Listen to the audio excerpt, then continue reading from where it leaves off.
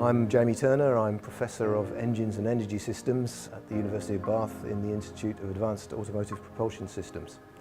I do a lot of research on alternative engine concepts, a lot of research on alternative fuels, and linked very much to that, I do work on decarbonisation of liquid fuels. The sensible thing, as far as I'm concerned, is to pursue all the available options that we have, and that has to include the internal combustion engine.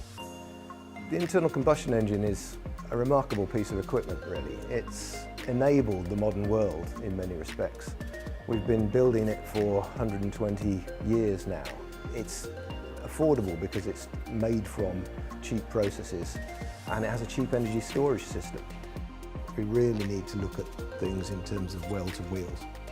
Above that, we need to move to what's called life cycle analysis, because at that point you bring in the difficulty of getting hold of all of the raw materials and the processes involved with making a car.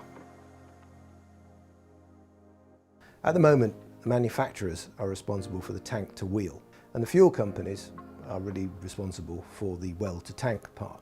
The legislation raised on the car manufacturers is actually very, very severe year on year. We've got to get down to 95 grams of CO2 per kilometre, and that's going to be incredibly difficult using current technology unless we develop new combustion processes. Downsizing is a very good way of getting fuel consumption, but essentially it really brings you benefits on a drive cycle which is very light. On less easy drive cycles, it's not such a benefit. There's definite argument for having a slightly bigger engine.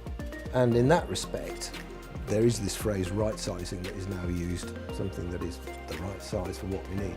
Definitely that has come towards Mazda. HCCI type combustion systems, they don't burn with a flame. If you just get something and squash it enough, it will ignite.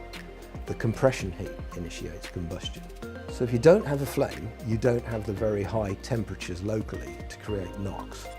So the real attraction of these combustion systems that have really got people to work on them is twofold. Good fuel consumption, because you're running very lean, and secondly, the promise of negligible NOx output from the engines. So we've all known that that would be the panacea if you could do it. It's been spectacularly difficult in a four-stroke engine. People have looked at different things, and the Mazda system uses mainly a charge in the engine which is very, very lean, prepared with an early direct injection event. And then towards the end of compression, they inject some more fuel very close to when they want to ignite it, so it's very close to the spark plug. They pass the spark, that ball of ignitable mixture burns, and it expands. When it expands, it compresses the rest of the charge, which then goes off in a compression ignition process. Mazda, with the SP-CCI system, seem to have made a breakthrough. And they've done that by really combining elements of spark ignition with elements of compression ignition. So given that the SP-CCI engine delivers on what Mazda say it does, it's really quite interesting from the perspective of someone who's worked in the industry for a long time. We tried a very long time to do this, and no one's ever really managed to do it. Certainly not in production. There were moments when I thought, no one's going to do this in a four-stroke engine. It's just too hard. Then it really is a very important moment.